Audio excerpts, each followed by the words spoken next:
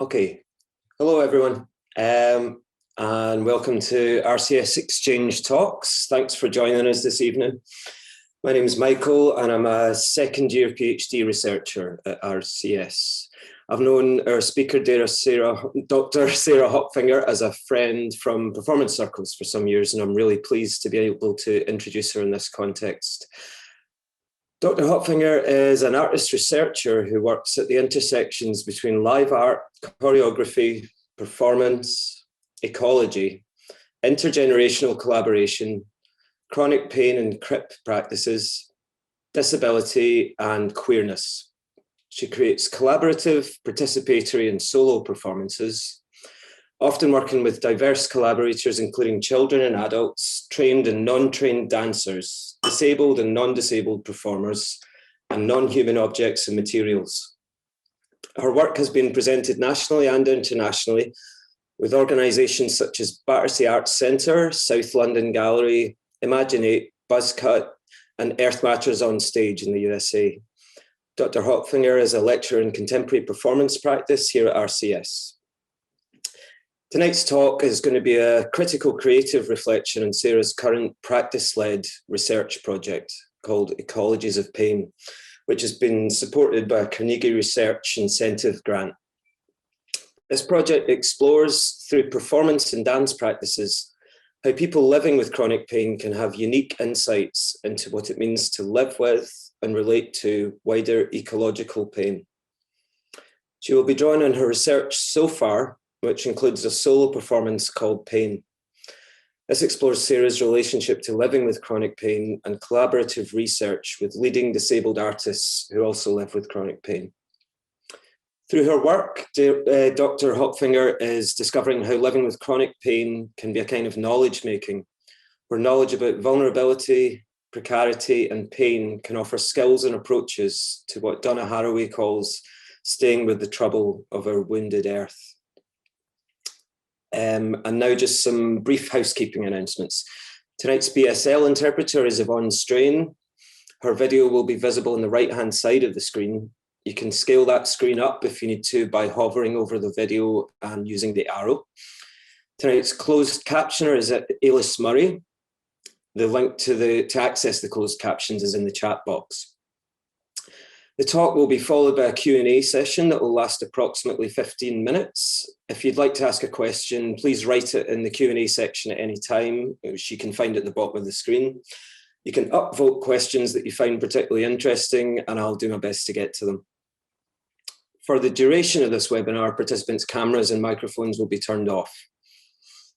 If you'd like to tweet about tonight's event, please do so at RCS_the exchange. And a full list of next term's exchange talks can be found in the link that's just been put up in the chat. And with that, I will hand over to Sarah. Thank you, Michael. Hello, everyone. Yes, of course, it's strange because I can't see you, but I can see your names. So it's really good. Yeah, thanks for being here. I am just going to change, share my screen. 1 second.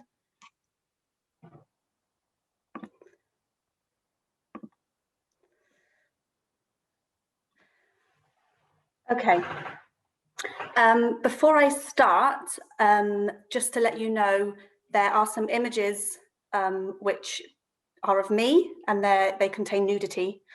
So just a content warning in case anyone would like to not watch the images. Great, I'll just start.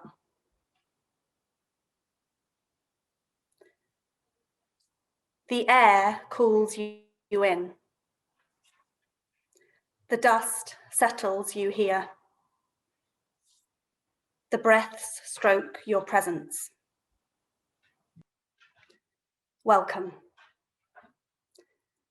Welcome to the wakeful nights, the unease of daybreak, the hindered steps, the troubled ones.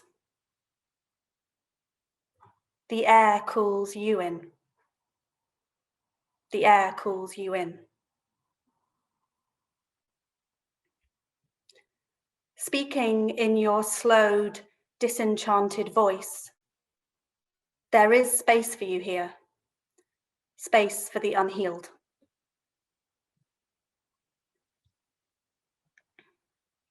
Shake me up, shatter me, leave me lying, crying in the fields. Let me flounder.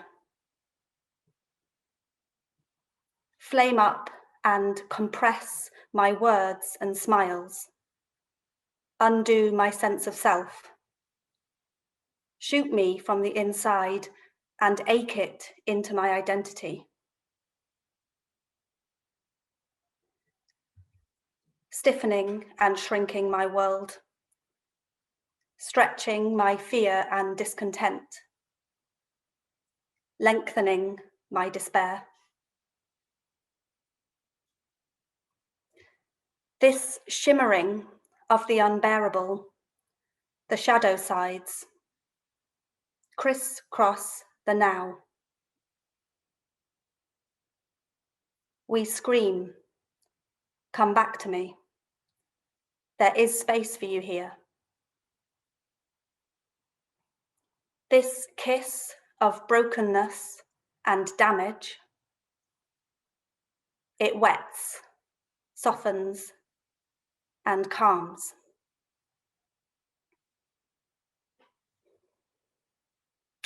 Hello. My name's Sarah. I'm 32 years old, and I am in companionship with pain. I am trying to listen to you.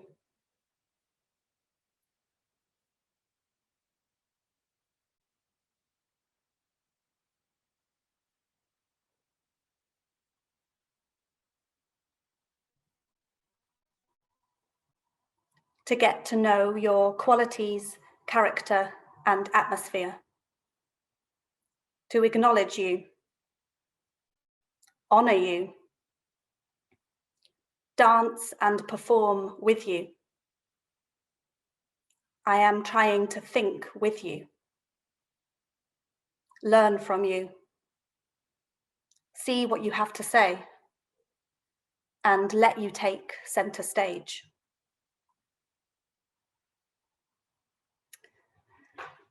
This talk focuses on chronic pain and performance practice, and it critically reflects on my current practice as research project, Ecologies of Pain. I've lived with chronic back pain for 18 years, and until recently, I've largely understood my pain as a barrier to my life and work, as an inhibitor to my performance practice and research activities. About 3 years ago, perhaps out of necessity when I was in a particularly bad and long pain flare-up, I began to think about turning towards and relating to my pain differently. My thought at that time, when I was lying in my bed, went something like, what if I understood my pain as a creative collaborator, as a life partner, as a companion? What if living with pain contains knowledge?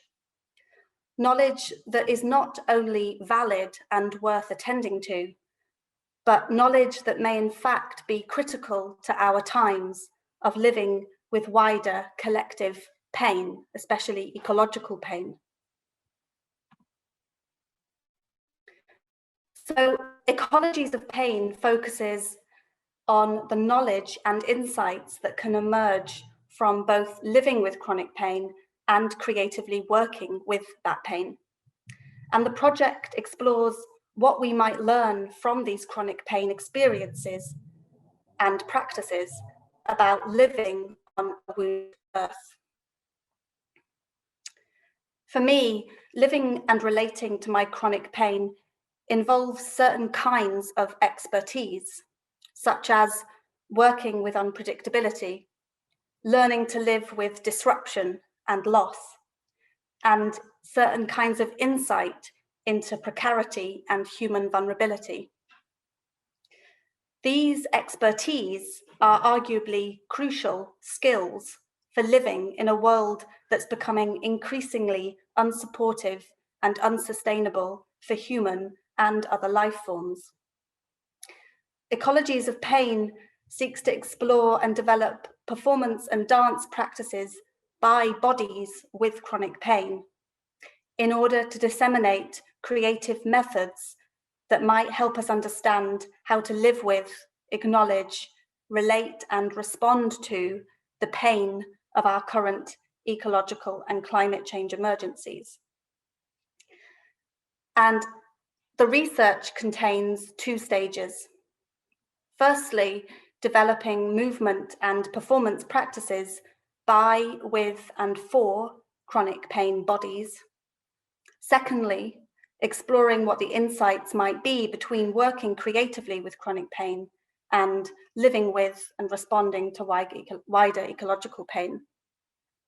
And this talk largely focuses on the first stage. And within this, I've so far undertaken collaborative research with award-winning dance theatre maker Raquel Meseguer, who I think is here now. So hello, Raquel, if you're here, as well as with other artists who have chronic pain. But I'll focus on my work with Raquel in this talk. So Raquel Meseguer explores the lived experience of disability through developing intimate choreographies. Through studio-based research together and ongoing dialogue, we've explored how to work creatively with chronic pain through dance. And I'm going to draw on some documentation from our research together, including images and some transcripts from our conversations.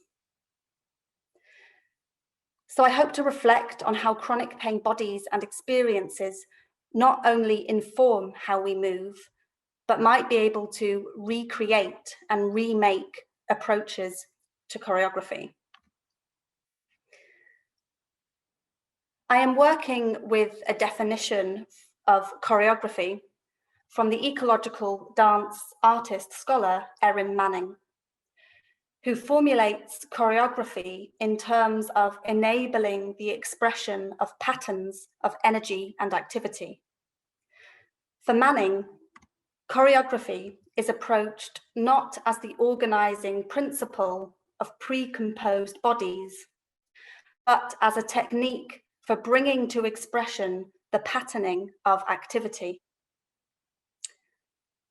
I approach choreography as the creation of movement tasks that enable the expression, qualities, and skills of chronic pain bodies. Choreography as a matter less of composing bodies through specific movements and more as propositions that enable us to creatively work with and care for our chronic pain bodies. As part of this research, I'm also developing an autobiographical solo performance called Pain and I, which explores my relationship to living with chronic pain. And through experimental movement and text, this performance frames my pain as a kind of life partner.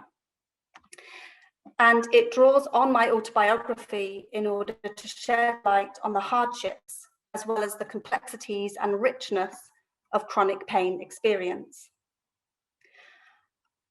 I put Pain and I naked, emphasizing narration into the fleshiness and actuality of my chronic pain body. The video documentation for this talk that you'll see in a little bit is from a work in progress of Pain and I at the Workroom in Glasgow from January last year. And some of the performance text, some of which you heard at the beginning, emerges from this ongoing performance, Pain and I. And I'm currently developing an element of this performance in response to the pandemic, which will be presented at Take Me Somewhere Festival this May, and will take the form of an audio performance with me sharing a kind of love letter to my pain. And I'm interested in the new insights that might emerge between living with chronic pain and living in the collective pain of the pandemic. But what I'm focusing on here are the kinds of creative practices and processes that can emerge and which have emerged through collaborating with Raquel and in my solo practice with Pain and I. So what kind of practices emerge when chronic pain and disability underpin the aesthetic, politic, and methodology of performance and choreography? And Raquel and I began to talk about this as cripping choreography. I'm going to focus on the knowledge that emerges from the practices themselves, as opposed to simply using the practices to illustrate theoretical ideas.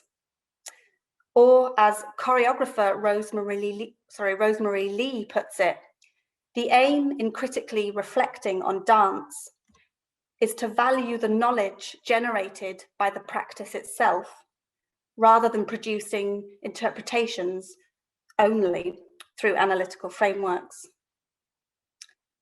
Furthermore, I write my body into this research through autoethnographic accounts of living with chronic pain, as well as the reflections on the choreography practices.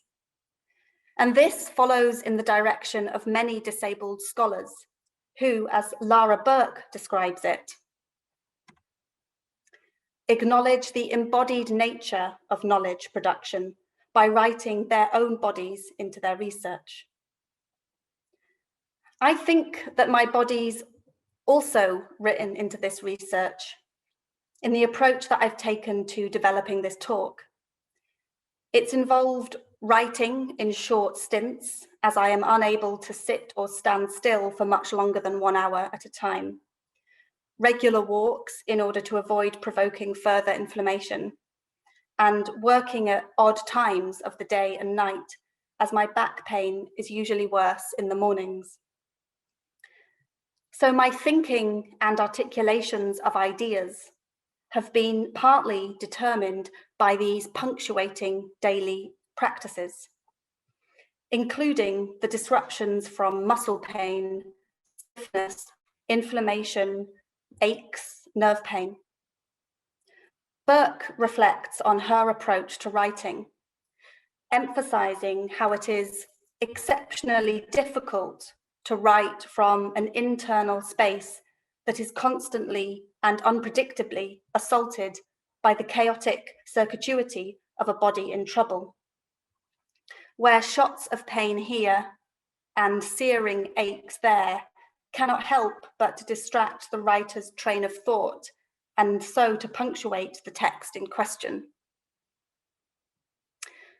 This talk is partly structured in a punctuated form, moving between transcribed dialogue between Raquel and I, critical discussions, video footage, autoethnography, and performance texts, as well as images. Perhaps this form is an example of me developing a kind of writing or a kind of way of speaking about my research that follows a structure that is necessitated through living with chronic pain. And I'm trying to think of this as well as an attempt to crip what an academic talk is.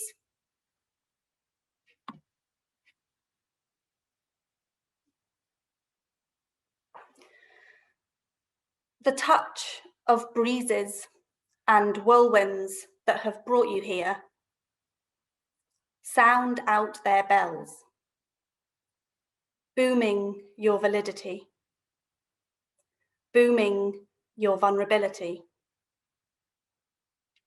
booming your vastness. Welcome the unchosen ones, the ones left out, the disruptive, uncomfortable, quietened, shameful ones. The air cools you in.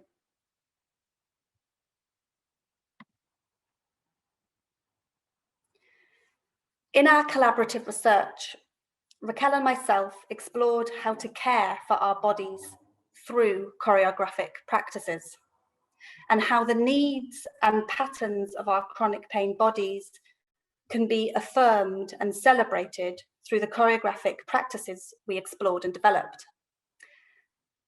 And we began to see this as a kind of cripping of choreography. This is a practice that engages with the normality of different bodies doing things differently. We frame this process of developing new artistic practices through chronic pain experience as a political method, cripping as a political method. So the critical framework for these ideas is disability studies, including disability, performance, and dance. I propose CRIP as the most relevant concept and practice for thinking through these ideas. To contextualize CRIP, it's necessary to briefly discuss the different models of disability.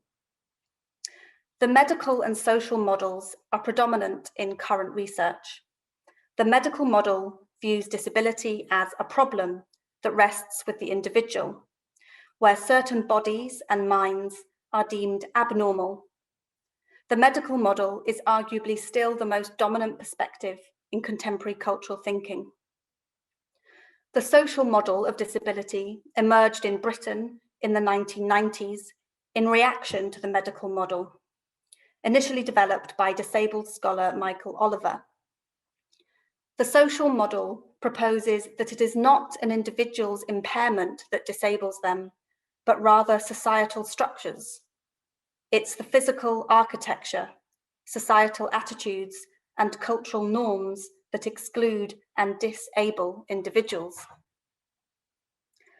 Disability scholars Hansen and Philo align themselves with another view, the affirmative model, which is a relatively new frame. This builds on the foundations of the social model, but also draws on the ethos of the disability arts movement and disability pride. It is a politicized view that challenges pity and deficit narratives of disability, refusing the configurations of disability as tragedy, limitation, dejection, and loss. The affirmative model argues that an individual's impairment is a crucial aspect of their identity and of their place within disability or CRIP culture. CRIP is a term that is reclaimed from the derisive term cripple, a similar process of reclaiming language as with other movements such as queer activist and academic movements. For disabled scholar Alison Kafer, CRIP refers to a crypt politics of access and engagement, where to say that something is political means that it is implicated in relations of power, and that those relations, their assumptions, and their effects are contested and contestable, open to dissent and debate. I am concerned with contesting and reapproaching dance and performance practices through working creatively with chronic pain. The politics of this critical approach relates to disabled scholar activists who affirm the powerful, positive, creative dimensions of disability, recognizing disability not simply as a lack, a limit, but as a life way that can inform and enrich human experience. With my performance research, taking an affirmative approach is not about denying the difficulties of chronic pain experience, but rather it is about reclaiming the chronic pain body as a valid and knowledgeable body, where the complexities of chronic pain can be respected and drawn from. I'm interested in cripping the aesthetics and methods of performance through embracing the needs, qualities, and skills of bodies with pain.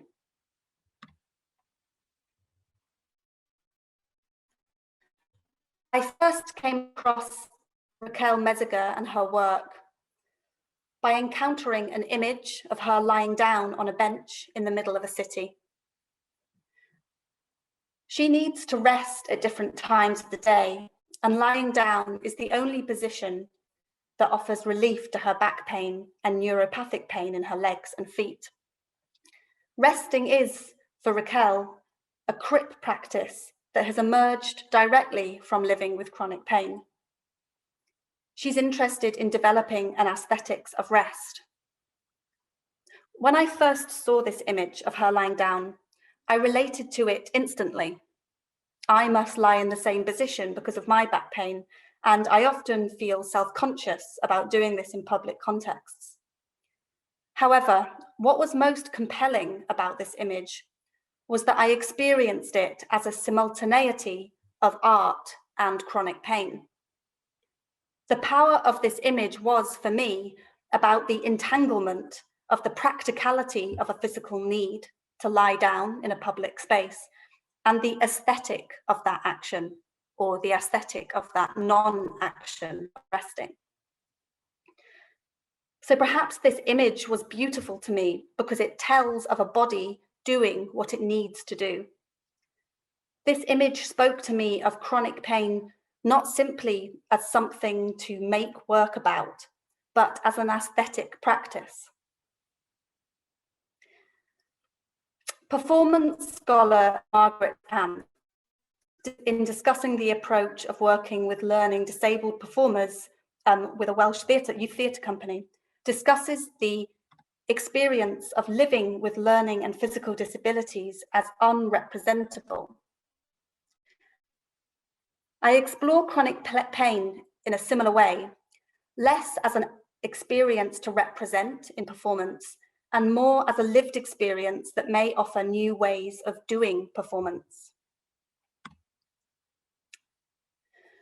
Performance artist Julie Laffin and performance scholar Stephen Bottoms highlight the differences between artistic work where disability is implicit in the form and performances where disability is at the forefront in terms of content. Whilst it may be impossible to ever fully separate form and content, Laffin and Bottoms bring attention to an approach where disabled artists work with and from their experiences in the very structures and forms of artistic creation and presentation. Laffin discusses her piece Shield, which was, in her words, born out of necessity. Living with multiple chemical sensitivity means that Laffin is often unable to physically be in the same place as others due to her sensitivity to the chemicals in people's clothes, which resulted in a performance where Laffin performed on her rooftop without a physically present audience, and simultaneously, her artistic collaborator performed hundreds of miles away in Prague to a public audience. So in this case, Laffin's bodily needs determined both the practice of collaboration and the artistic form of the public performance. In a similar way, Raquel and I wanted to find out what kind of practices and ways of working together emerged when we were led by the needs of our chronic pain bodies.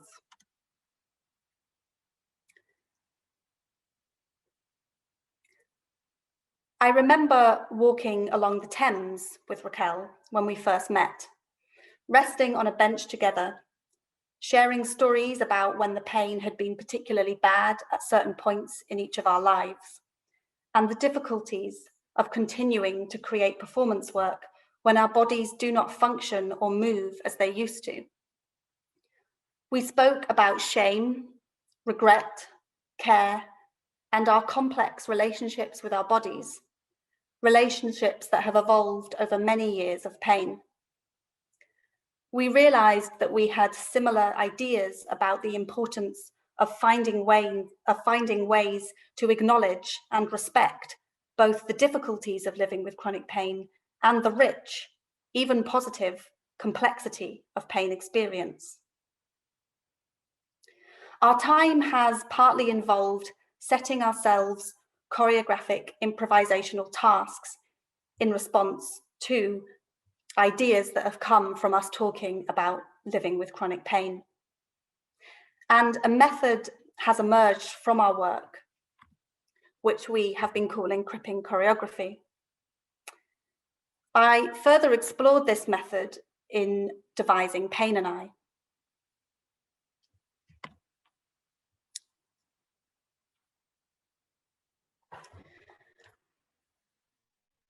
In a conversation about this movement practice, create a series of movements that care for your chronic pain body, Raquel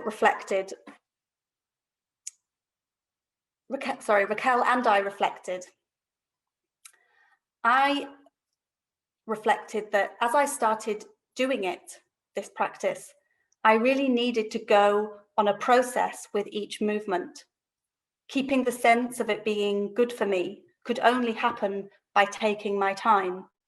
But also, I could feel the difference from when it was more like just doing the movement and when it felt more like following this feeling of care. I've always associated movement with me having to bear the consequences, being in pain.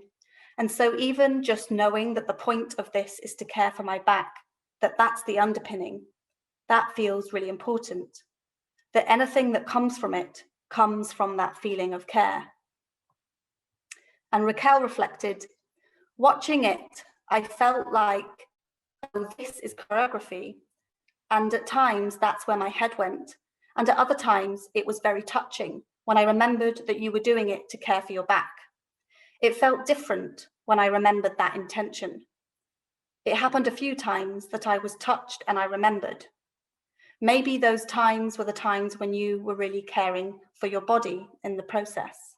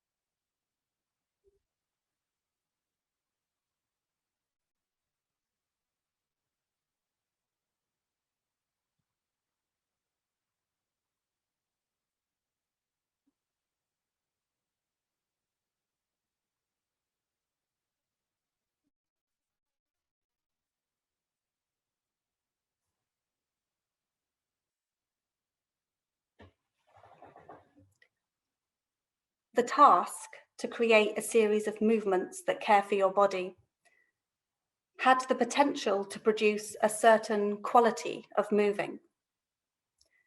When I was doing it, I could feel the difference between moving as a set of dance movements and moving as a practice of care. When my movements emerged from a place of care, I was able to let those movements take their own time and to let go of my expectations about what makes a choreography interesting.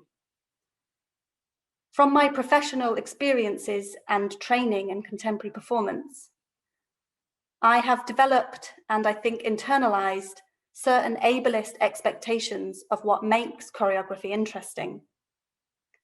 For example, avoiding gestural movements that overly use the arms and hands, where arm gesture is often considered too simplistic and not embodied enough. And the idea that embodiment is most authentically expressed through fully giving in to the body, where we allow our bodies to, often in a physically demanding way, enact wild and vigorous movements, where movement is understood to take over the body. Interestingly, in our discussions, Raquel and I reflected that moving vigorously and chaotically, and even moving with the whole body, is particularly risky and can inflame pain, and that moving mainly with one's arms and working with gesture can be a safer choreographic practice for each of us. My sense of skill in my practice has largely in the past emerged through how much I can move as if I do not have chronic pain. The task to create movements that care for my chronic pain body demonstrates skill differently, where it's not about withstanding or triumphing over my chronic pain body, but about the possible skills of listening, but about the skills of listening to and moving with the actualities of my impairments. The aesthetic quality of the movements are determined by embracing and discovering the limitations and possibilities of my body as it is. And I think this creative task, which me and Raquel did many, many times in different ways, enabled me to sit with my body and move from and through my chronic pain reality. This reflects Erin Manning's formulation of choreography as a crafting of opportunities for moving through, invitations for sitting with. So skill emerges in this chronic pain choreography as a case of moving as an act of care, as well as a process of exploring and testing out what my body can safely do. When creating these movements, I often worried that they were not interesting for an audience, were too slow and simple, and took far too long to do. However, when performing them with my attention on the purpose of moving to care for my body, the movements, I think, became valid and valuable to me, and perhaps more interesting for an audience. I think that focusing on care enabled me to transgress my own internalized, able-bodied assumptions about how a body should move and perform. Performance scholar Arceli Ducumachi draws on James Gibson's ecological principles of niches and affordances, where niche refers to the actions afforded by an environment to an organism. The reciprocity between organism and environment that Gibson rests his arguments on is challenged when consideration is given to people with chronic conditions and disabled individuals who do everyday activities, for example, opening a door or putting on a coat, in particular ways determined by their unique bodies. What characterizes these body environment occurrences is not reciprocity, but rupture. In these non-normative everyday undertakings, the mutuality gets disrupted, and it is with this very rupturing that a space opens up for the organism and the environment to re-relate in combinations other than what has so far been thought possible. Ducumachi presents the possibilities for impaired bodies to rupture established and normalized affordances, creating new modes of action from the meeting of an environment and the needs and tendencies of diverse bodies. She thus argues for a disability politics that does not omit on the contrary, takes its political force from the singularities of impairment. So she thinks through the activities of disabled people, the diverse navigations of environments by impaired bodies, as performances in and through which an otherwise unimaginable affordance is imagined and made real. She references disabled scholar Ko-Lei Shen, who must avoid volatile odor molecules that can at any moment afford toxicity. Shen takes and holds their breath, makes detours, recalibrates their micro-movements, and affordances emerge from these everyday negotiations, not as a way of bringing a functional task to completion, but as a way of avoiding what brings harm. So with this example, negotiating a challenging environment for someone with a chronic condition is not a question of completing normal tasks, such as walking from one place to another, but is a case of not bringing harm to, of caring for an impaired body. Skill, in this sense, can be thought of less as the ability to navigate difficult environments and more as the behaviors and movements that emerge when the focus is on care. The choreographic task to create a series of movements that care for your chronic pain body enabled me to focus on caring for my body through how I moved, as opposed to me attempting to accomplish my concept of movements.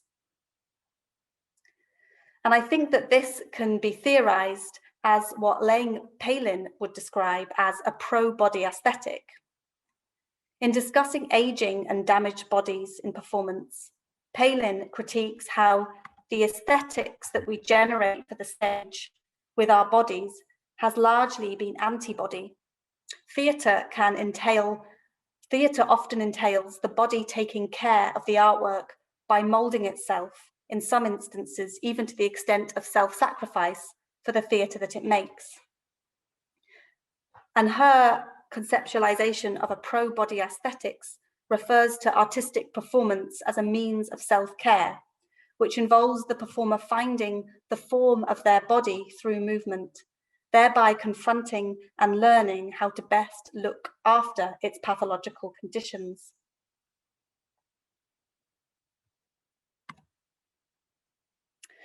For Raquel Meseguer and I, Cripping choreography is a matter of creating new artistic methods that do not simply accommodate our chronic pain bodies, but actively care for, respect, and celebrate them. With this CRIP approach, it's neither about adapting to normative structures, nor normative structures expanding to include us. Choreography and performance emerges for us in these practices through the playful and bold ways of moving and thinking that our chronic pain bodies have skills in. Turning towards chronic pain and cripping choreography is one way of embodying new ways of valuing and doing movement, which would potentially otherwise remain unimaginable. The question I am left with now is perhaps turning towards other kinds of pain, like our collective ecological pain, and learning to work with and through it. Perhaps that pain can give rise to otherwise, sorry, I'm going to start that sentence again. The question I'm left with now is that perhaps turning towards other kinds of pain, like our collective pain, and learning to work with and through it, through what that pain can give rise to, that there can be new, unimaginable ways of sustainably doing and caring for our life on a wounded earth.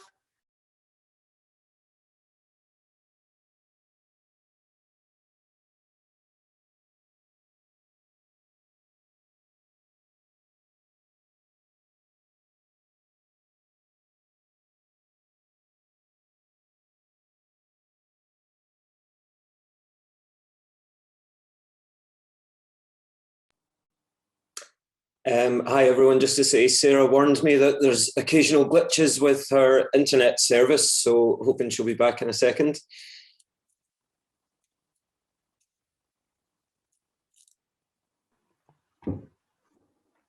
Hi, I'm sorry, I got taken out because of my internet and now I'm back. But that was the end.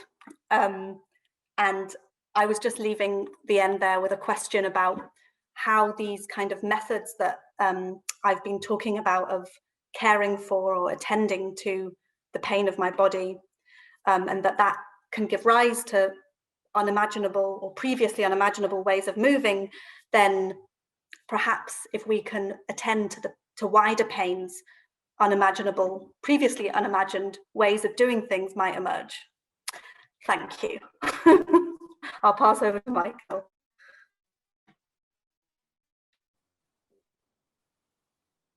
Thanks very much, Sarah. You're right on time despite the, the glitch. That was perfect.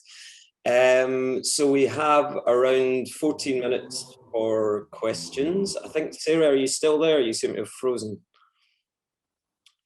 I'll proceed for now and we'll repeat questions if need be. I've got several myself, but there's been one submitted so far. Please do continue to chip in. Hold on, I think I better wait for a moment. There's no point in me asking a question if Sarah can't hear us. Let's see.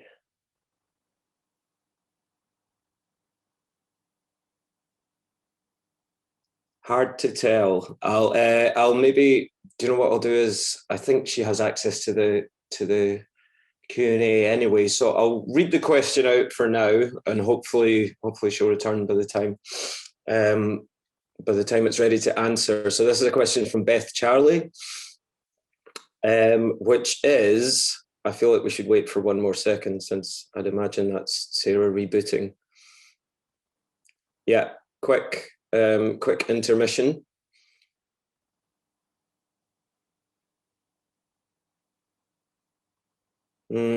Okay, right. I'll read out the questions. It's several sentences, and I can point Sarah towards it. Hopefully that'll work. If not, I'll read it twice. But Beth's asking. Oh, here we go. Sorry. Hi, Sarah. Are you back? Hi. I'm so sorry. I keep getting taken out, and I'm just waiting. Sorry. No, I was vamping madly and was about to read out the question and just tell you to read it. But anyway, so this is the question submitted by Beth Charlie. Which is, disability politics also needs to be intersectional. Far too often access is made more difficult, especially to reframing experience when you are multiply marginalised. How have you, if at all, ensured your work is intersectional and inclusive of neurodiversity too? That's a really good point and a really good question. I think what feels, I mean, I haven't kind of the stage of working with more people is yet to come in terms of where I'm at with the research, and maybe I can share, and I haven't quite sort of fully realized what I think about this yet, but something that I've observed just in terms of sort of reaching out and putting the word out for people for artists with chronic pain who are interested in talking about their experiences. The majority of people that have come back to me have been white women identifying, and I don't know, I mean, of course that it's not like I've done research on that in itself, but I guess I feel very aware that has been quite consistent in terms of like who feels able perhaps to be open about having chronic pain, so that and the kind of the politics of that.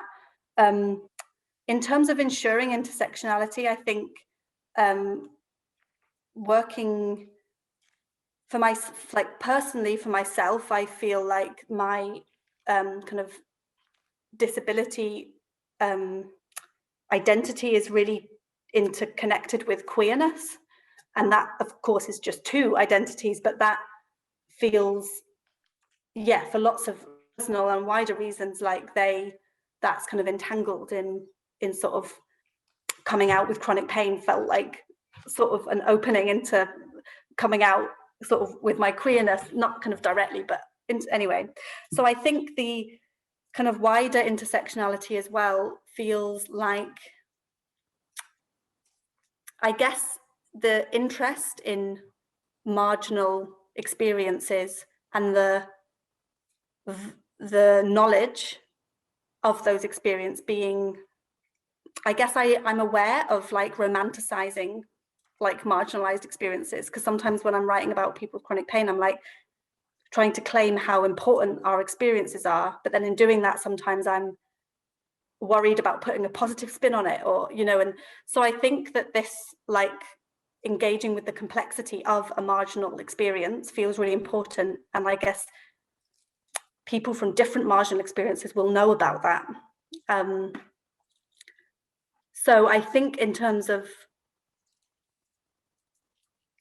treating these experiences as knowledge in themselves, it feels like intersectionality, of course, just has to be part of that. Yeah, and how we do that is like just a needed question that's very ongoing, and I don't feel like I've had this is exactly how I do that yet. Okay, questions coming thick and fast, so I'll just fire through them. So Raquel's put one in the chat box.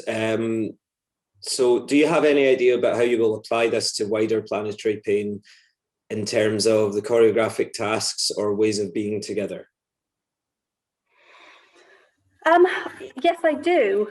I also feel aware of not predicting it too much in terms of letting the research, I guess with practices research kind of going, well, what are these insights? I mean, it is the key question. And I think so far for me, there's been something about that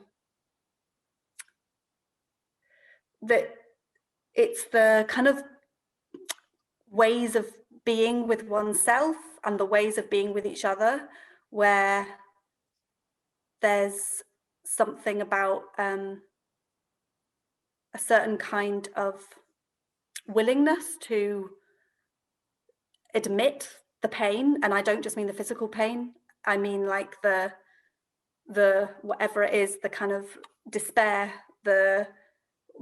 I guess the kind of spectrum of what living with chronic pain involves, that in these practices, when with Raquel, it feels like there's this space allows for us to like acknowledge that kind of spectrum of feeling.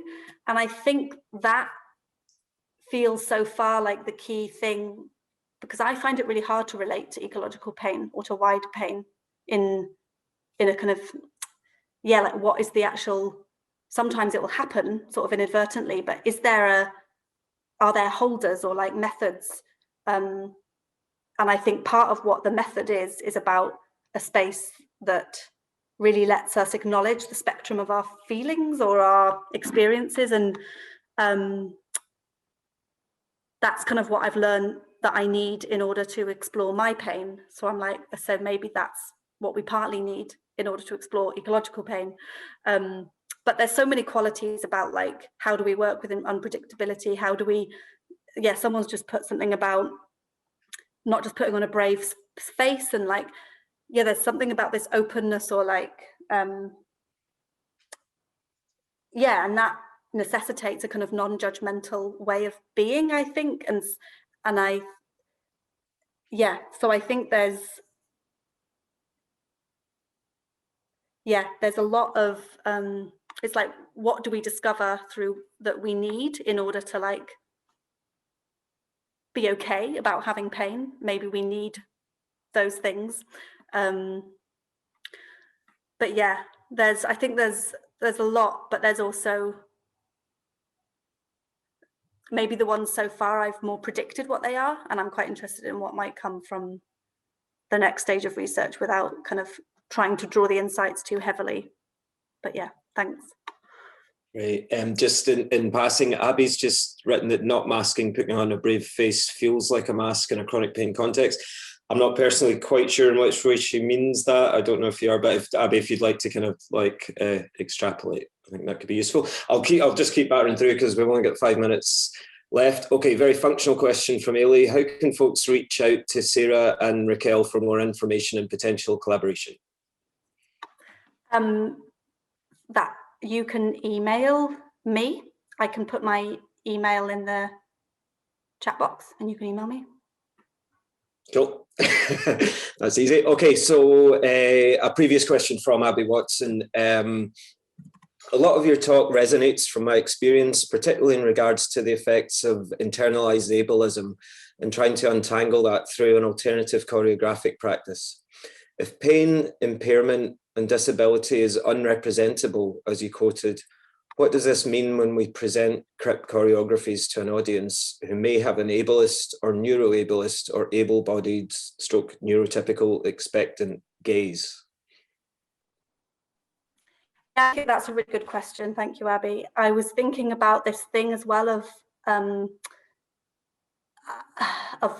disability as a metaphor, and that being obviously quite a dangerous route, and that's got a horrible history as well. But I was thinking about this in terms of what the difference might be between, representing disability or representing chronic pain and working with the very experience of that, and then the methods and the ways of making, and then the thing you make coming from that. And is it possible to see the difference? And I think, I don't know whether it matters whether an audience necessarily know my approach, but I think my approach will determine what the work feels like. And so I sort of hope in the atmosphere of the work that it invites a different kind of viewing that might be different to that might be different to an ableist view. And so if the work is made by disabled people, then maybe not just the stuff it's about or the actual sort of atmosphere of it and the kind of form of it may then kind of implicate us in a different way of viewing disability or viewing that experience. So that's just where I'm at with that thinking at the moment.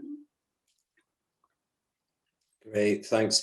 So we've got like 3 minutes left. If anyone else wants to put a question in, please do. I have several so I can easily pick from in the meantime, but I'm happy for them to be abandoned. Let's see.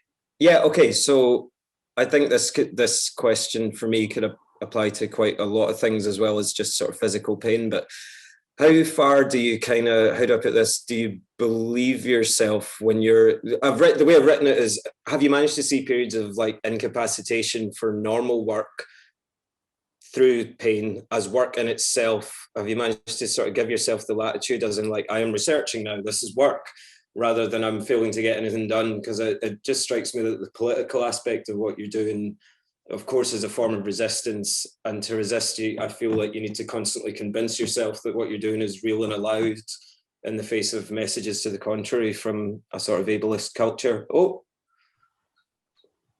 did you get the bulk of that? Sorry, I didn't hear any of it. Didn't hear any of it. Oh God, am I going to right? Did we get any other questions? We didn't. So you've got 2 minutes to answer this. I'll try and say it a lot quicker. I'm just wondering how much you have an inner dialogue to try and convince yourself that what you're doing is valid, and that when you're researching pain, it is work and you're researching and it's allowed, and whether you have to shore up your kind of like, because that's a kind of active resistance to a normality. So yeah, I'll put a question mark on the end of that. I think I said it more articulately last time, but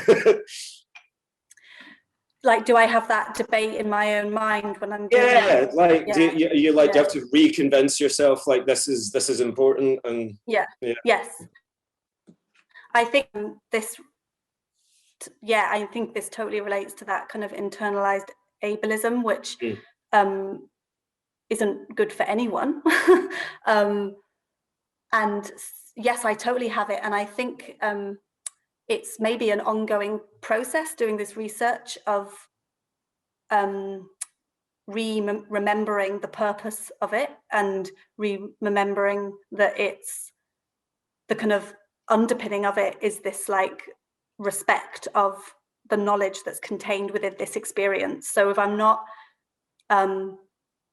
working with or caring for this experience, then, you know, even in writing the talk, it's like, oh, reflecting on the method of doing that contains knowledge.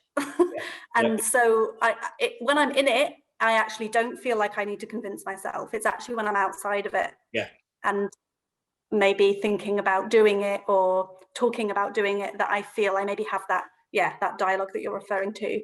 But that dialogue feels like part of the work as well. Sure. Yeah, that's great. Thanks. You've paused, so I'll stop you. I've just realised I was told not to run over, and we're in danger of doing it because I have to say a few things. So thanks very much for joining us. Thanks very much to Yvonne, our interpreter. Thanks to the Research and Knowledge Exchange team. You can follow us on Twitter at RCS_the exchange. The next exchange talk will be Monday, 1st March, and will be Megaphones Hiding in Trees, Anthropocene Soundscapes and Civic Instruction in Places of Natural Beauty in China by, I should have practiced saying this, Shi Tan. Apologies if I've said that wrong. Thanks to our audience for tuning in. Thanks again to Dr. Sarah Hopfinger. That's the end of this week's exchange talk. Hope you can be with us for the next one. And now I'm going to unceremoniously boot everyone out, I'm afraid. Thank you very much for joining us. Thanks, Sarah.